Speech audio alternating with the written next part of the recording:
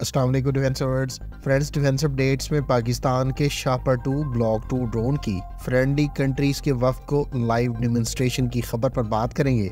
J-35 की testing, चीन की चौथी एयरक्राफ्ट कैरियर, यूएई की नई व्हीकल की टेस्टिंग, F-35 की न्यूक्लियर कैपेबिलिटी समेत दीगर अहम बैन अवी दिफाई खबरें भी इस वीडियो में शामिल होंगी। So let's start.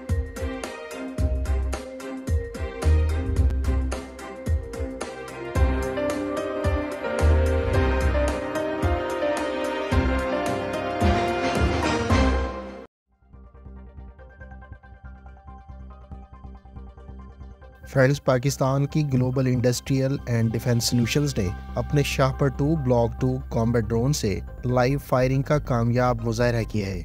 गेट्स के मुताबिक 11 दोस्त ममालिक के हाई लेवल मिलिट्री डेलीगेट्स की मौजूदगी में कंडक्ट की गई इस लाइव फायरिंग डेमोन्स्ट्रेशन के दौरान कंपनी के मकामी सतह पर तैयार करदा शापर 2 ब्लॉक 2 कॉम्बैट ड्रोन ने 14,000 फीट की बुलंदी पर परवाज करते हुए कामयाबी से हदफ को लेजर गाइडेंस की बदौलत लॉक करते हुए निशाना बनाया है। इस डेमोन्स्ट्रेशन में शापर 2 ब्लॉक 2 ड्रोन से Burq air to ground munition को फायर किया गया। ऑफिशियल्स का कहना है कि कंपनी पहले ही बर्क लेजर गाइडेड वेपन के दूसरे वेरिएंट पर काम कर रही है और इसकी टेस्टिंग इस साल अप्रैल में मुतवक्की है। बर्क 2 दरअसल 20 किलोग्राम वारहेड से लैस होगा, जबकि गिट्स के ऑफिशियल्स का कहना है कि शापर 2 ब्लॉक 2 इस वक्त मार्केट में मौजूद दीगर तुर्क और चाइनीज साफ्तर ड्रोन्स जैसा कि TB2 और CH-4 से ज़्यादा कैपेबल और अफोर्डेबल ड्रोन है। हालिया डेमोन्स्ट्रेशन के दौरान शापर 2 ड्रोन को global industrial and defence solutions की जूमर 2 high definition electro optical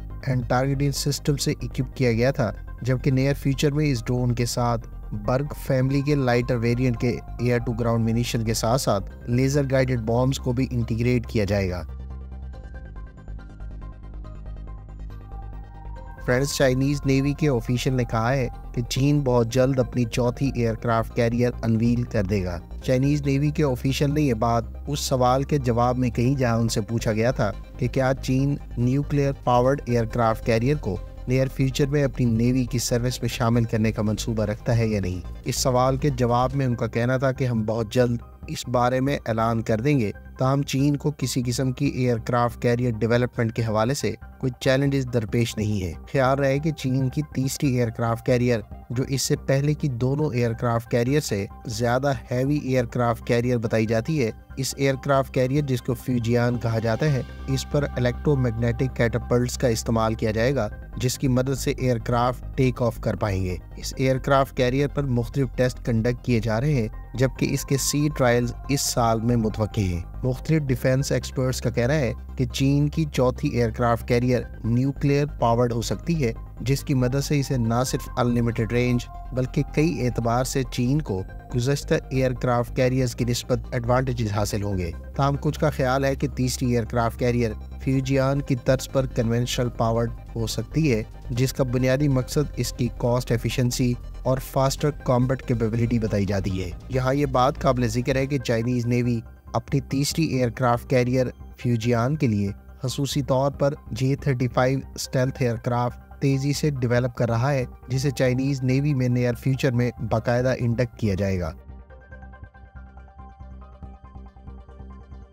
friends, UAE की आर्म फोर्सेस के बारे में रिपोर्ट्स मंजर आम पर आई है कि उसने 2023 में अमेरिकी कंपनी GM डिफेंस की इन्फेंट्री स्क्वाड व्हीकल को टेस्ट किया था। यूएई की आर्म फोर्सेस की जानिब से समर ट्रायल्स के दौरान अमेरिकी कंपनी की तैयार करदा इस व्हीकल को टेस्ट किए जाने की इतलात अब से चंद रोज पहले ही मंजर आम पर आई है। यूएई के ऑफिशियल्स का कहना है कि इस इन्फेंट्री स्क्वाड व्हीकल को कई तरह के टेरेन में टेस्ट किया गया है, जिसमें हाईवेज, डेजर्ट और सॉफ्ट सैंड ट्रैक्स के अलावा रॉकी वॉल्स काबिल जिक्र है। इन व्हीकल्स को 2000 किलोमीटर तक मुख्तलिफ नोयत के टेरेन्स में टेस्ट किया गया है। इससे पहले फरवरी 2023 में यूएई में समर ट्रायल्स के दौरान GM डिफेंस ने यूएई की तवाज़ुन कौंसिल के साथ कोऑपरेशन का एग्रीमेंट भी साइन किया था। 2020 में US आर्मी ने इन्फेंट्री स्क्वाड व्हीकल का इंतखाब किया था, जिसको अमेरिकी आर्मी की जानिब से न सिर्फ C-17 बल्कि C-130 और A-400M जैसे ट्रांसपोर्ट एयरक्राफ्ट पर इस्तेमाल और एयर ट्रांसपोर्टेबिलिटी के पॉइंट ऑफ व्यू से मुंतखब किया गया था। इस व्हीकल को न सिर्फ CH-47 बल्कि CH-53 हेलीकॉप्टर्स पर भी इंटरनली लोड किया जा सकता है, जबकि स्लिंग लोड की मदद से इन व्हीकल्स को UH-60 ब्लैक हॉक हेलीकॉप्टर से भी कैरी किया जा सकता है। फ्रेंड्स, US एयरफोर्स के ज़ेर इस्तेमाल F-35A स्टेल्थ फाइटर एयरक्राफ्ट के बारे में इतलात है कि अब वो officially B-61 thermo nuclear gravity bomb को कैरी करने के हवाले से सर्टिफाई कर दिया गया है। F-35A स्टेल्थ फाइटर जेट को B-61-12 न्यूक्लियर बॉम्ब के हवाले से अक्टूबर 2023 में बाकायदा सर्टिफाई किया गया था। ताहम इस ऑफिशियल सर्टिफिकेशन के हवाले से जनवरी 2024 की डेट मुकर्रर थी। अलबत्ता ये सर्टिफिकेशन F-35A फाइटर एयरक्राफ्ट ने मुतलका डेडलाइन से पहले हासिल कर ली है। हालिया सर्टिफिकेशन में F-35B और F-35C शामिल नहीं है। B-61-12 बुनियादी तौर पर B-61 न्यूक्लियर बॉम्ब सीरीज का लेटेस्ट अपग्रेडेड वेरिएंट है, जबकि B-61 न्यूक्लियर बॉम्ब को सबसे पहले 1968 में मुतारिफ कराया गया था। हालिया वर्जन इससे पहले के B-61, B-61-3-4 और -7 मॉडल्स को रिप्लेस करेगा। फ्रेंड्स, यूक्रेन के बारे में इतलात है कि उसने अमरीकी साफ्ता ground launch small diameter bomb को कामयाबी से रशिया के खिलाफ इस्तेमाल किया है। मीडिया रिपोर्ट्स के मुताबिक यूक्रेन ने लुहांस्क रीजन के क्रीमीना टाउन में कामयाबी से ground launch small diameter bomb को इस्तेमाल करने का दावा किया है। Ground launch small diameter bomb के इस्तेमाल से यूक्रेन को इससे पहले हिमास रॉकेट सिस्टम से मजीद बेहतर रेंज हासिल हुई है, जबकि इस सिस्टम के बारे में इतलात है कि ये मुमकिन तौर पर 100 किलोमीटर की दूरी पर अहदाफ को निशाना बनाने में कामयाब रहा है।